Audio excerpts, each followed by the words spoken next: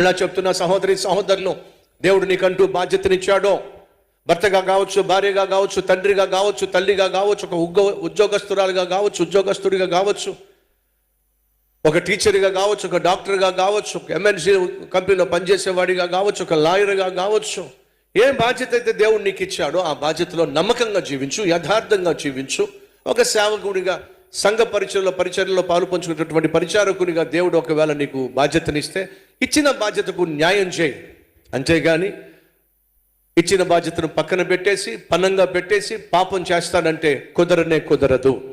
దావీదు కబురు పెట్టాడు, ఎంక్వైరీ చేశాడు, ఎవరు ఆమె అని చెప్పి ఎంక్వైరీ చేశాడు. మరొకసారి జ్ఞాపకం చేస్తున్నా, మనలో ఎవరైనా ఎవరు ఆమె? నీకు భర్త ఉన్నప్పటికీ, భార్య ఉన్నప్పటికీ పరాస్త్రీ గురించి, పరాయి పురుషుని గురించి, అమ్మాయి గురించి, అబ్బాయి గురించి ఎంక్వైరీ చేస్తున్నావా? ఈ రోజుల్లో ఫోన్ కాల్స్ వస్తున్నాయి, మెసేజ్లు వస్తున్నాయి. హౌ ఆర్ యూ అని పెడతారు, ఎవరో తెలియదు. మీరేం చేస్తారు? హూ ఆర్ యూ అని చెప్పి పెడతారు. అసలు హౌ ఆర్ యూ అని చెప్పేసి నీకు తెలియనటువంటి నెంబర్ నుంచి ఎవడో నువ్వు ఎలాగున్నావు అని అంటే నీకు ఎందుకు చెప్పు? పరిచయం లేనివాడు నువ్వు ఎలాగున్నావు అని చెప్పి అడుగుతున్నాడే, వాడికి ఎందుకంట నువ్వు ఎలాగుంటే పరిచయం లేనివాడికి? పని పాట లేనివాడు ఒక మెసేజ్ పెడతాడు, నువ్వు కుదురుగా ఉంటావా, హూ ఆర్ యూ అని పెడతావు. వాడు దానికి మళ్ళీ ఒక జవాబు పెడతాడు. పెళ్ళయింది, భర్త ఉద్యోగం నుంచి ఉద్యోగానికి వెళ్ళిపోయాడు, ఫోన్ వచ్చింది, మెసేజ్ వచ్చింది, హౌ ఆర్ యూ అని చెప్పేసి. ఈమె తిరిగి జవాబు పెడుతుంది, హూ ఆర్ యూ అని చెప్పేసి. మీకు పెళ్ళయిందా అని మెసేజ్ వచ్చింది, నాకు పెళ్ళయింది అని మెసేజ్ పెట్టింది. మీ ఆయన మంచోడేనా? ఇవన్నీ వాడికి అవసరమా? మెసేజ్ పెట్టేవాడికి అవసరమా? వాడికి జవాబు ఇవ్వాల్సినటువంటి అవసరం ఈవికుందా? లేనే లేదు. ఏమిటది? ఒక పైత్యం, ఏదో ఒక విధమైనటువంటి ఆకర్షణ. ఈ ఎస్ఎంఎస్లు కాస్త ఫోన్ కాల్లోకి వెళ్ళిపోయింది. ఇద్దరు తెగ మాట్లాడేసుకుంటున్నారు. భర్త ఉద్యోగానికి వెళ్ళడం ఆలస్యం, ఈమె ఫోన్ చేస్తుంది, అతడు మాట్లాడతాడు, అతడు ఫోన్ చేస్తాడు, ఈమె మాట్లాడుతుంది. అబ్బో, కాలక్షేపం కాలక్షేపం కాలక్షేపం కాలక్షేపం కాలక్షేపం. వీళ్ళు మాటలు పెరిగిపోయినాయి. ఈ మాటల్లో అతను అడుగుతున్నాడు, మీ ఆయన మంచోడేనా?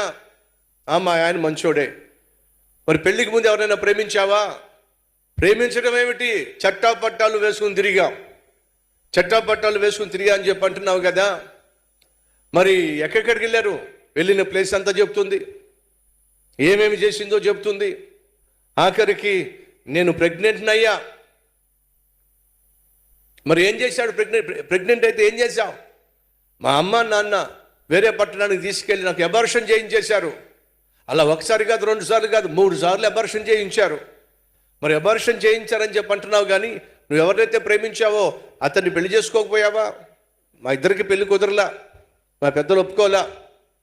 ఆఖరికి ఇదిగో ఈ అమాయకుడు దొరికాడు, ఈ అమాయకుడికి ఇచ్చి నాకు పెళ్లి చేశారు. మరి ప్రేమించిన వాడిని ఏం చేశావు? వదిలిపెట్టలా. నా భర్త లేనప్పుడు వాడి దగ్గరికి వెళ్తా, వాడితో కాస్త తిరిగి వస్తా, ఇవన్నీ మాట్లాడుకుంటూ ఉన్నారు. ఆ తర్వాత భర్త ఉద్యోగానికి వెళ్ళాడు కదా, మధ్యాహ్నం తిరిగి వచ్చాడు. ఇదేంటి వేళపాలకాని సమయంలో తిరిగి వచ్చేసాడేంటి? భర్త అంటున్నాడు, నేను కాస్త హెడ్ఏక్తో బాధపడుతున్నా, పడుకుంటాను, డిస్టర్బ్ చేయొద్దని చెప్పేసి అని చెప్పి వెళ్ళి పడుకున్నాడు. పడుకోవడం ఆలస్యం, ఈమె చేయి కుదురుగా ఉండదు కదా. వెంటనే వాడికి ఫోన్ చేసింది. వాడికి ఫోన్ చేస్తే అదే సమయంలో భర్త దగ్గర ఫోన్ కూడా రింగ్ అయ్యింది. భర్త ఫోన్ రింగ్ అయ్యేసరికి భర్తకు ఫోన్ వచ్చింది కాబట్టి లేస్తాడని చెప్పేసి ఫోన్ కట్ చేసింది. ఎప్పుడైతే ఈ ఫోన్ కట్ చేసిందో భర్త ఫోన్ కూడా కట్ అయింది. కాసేపు అయిపోయిన తర్వాత భర్త నిద్రపోయాడని చెప్పేసి మళ్ళీ ఫోన్ చేసింది. ఎవడికి? వాడికి. మళ్ళీ ఫోన్ చేస్తే మళ్ళీ భర్త పక్కన ఉన్నటువంటి ఫోన్ రింగ్ అవుతా ఉంది. మళ్ళీ మా ఆయనకి ఫోన్ వచ్చిందని చెప్పేసి కట్ చేసింది. మళ్ళీ భర్త దగ్గర ఉన్న ఫోన్ కట్ అయిపోయింది. ఇదేంటి, నేను వాడికి ఫోన్ చేస్తుంటే నా భర్త పక్కన రింగ్ అవుతుంది ఏమిటి అని మళ్ళీ రింగ్ చేసింది. మళ్ళీ భర్త పక్కన ఫోన్ రింగ్ అయింది. మళ్ళీ కట్ చేసింది. భర్త పక్కన ఫోన్ కట్ అయ్యింది. డౌట్ వచ్చింది. భర్తను చూస్తే పడుకున్నాడు, నిద్రపోతున్నాడు. సరే చూద్దామని చెప్పి మళ్ళీ డైల్ చేసింది. భర్త పక్కన ఉన్నటువంటి ఫోన్ రింగ్ అవుతా ఉంది. నెమ్మదిగా దగ్గరికి వెళ్ళి చూస్తే తన ఫోన్ నెంబరే భర్త దగ్గర రింగ్ అవుతా ఉంది. ఇదేంటి, నేను ఎవరికో ఫోన్ చేస్తామంటే మా ఆయన ఫోన్లో రింగ్ అవుతుంది ఏమిటి అని చెప్పేసి ఒక్కసారిగా కట్ చేసింది. మనోడేమో కళ్ళు తెరిచాడు. నాకే చేస్తున్నావు ఏంటి? ఇంతకాలం ఫోన్లో కబుర్లు చెప్పింది ఎవరితోనో కాదు, మరి నాతోనే. నా వాయిస్ మార్చి నీతో మాట్లాడా. నీ గురించి నాకు ఇన్ఫర్మేషన్ వచ్చింది. నీ క్లాస్మేట్ ఎవడో ఫోన్ చేసి నీ బతుకంతా చెప్పాడు నాకు.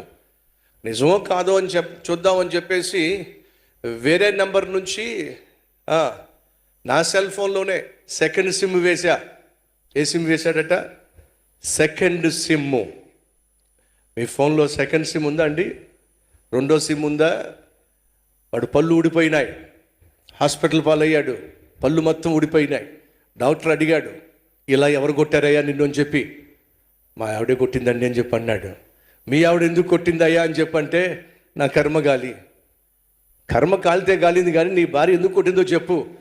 ఏం చెప్పమంటారంటే, మొదటి సిమ్కేమో వైఫ్ 1 అని పెట్టా, రెండో సిమ్కేమో వైఫ్ 2 అని పెట్టా. నా భార్యకి 2 సిమ్ములు ఉన్నాయి. వైఫ్ 1 వైఫ్ 2 అనేసరికి నా భార్య అపార్థం చేసుకుని పళ్ళు రాలగొట్టేసింది. భర్తలో ఒకవేళ మీ వైఫ్కి 2 సిమ్ములు ఉంటే వైఫ్ 1 వైఫ్ 2 అని పెట్టకండి. అర్థమైందా? జరిగిన విషయం ఏమిటంటే, ఆ భర్త 2 సిమ్ములు పెట్టాడు. దాంట్లో అనుకుంది ఎవడికో ఫోన్ చేస్తున్నానని చెప్పి, ఎవడో నాతో మాట్లాడుతున్నాడని చెప్పి, తీరా చూస్తే భర్తతోనే మాట్లాడింది. కాసేపు అయ్యేసరికి అమ్మ నాన్న తలుపు కొట్టారు. వచ్చి తలుపు తెరిచింది. ఏమిటే, ఏం జరిగిందే? మమ్మీ మీరెందుకు వచ్చారు? డాడీ మీరెందుకు వచ్చారు? వచ్చారు ఏమిటి? అల్లుడు గారు కబురు పెట్టారు, అర్జెంటుగా రమ్మని చెప్పేసి. లేచి భర్త బయటకు వచ్చాడు. మీ అమ్మాయి ఆనిముత్యం అన్నారుగా, చాలా మంచిది అన్నారుగా,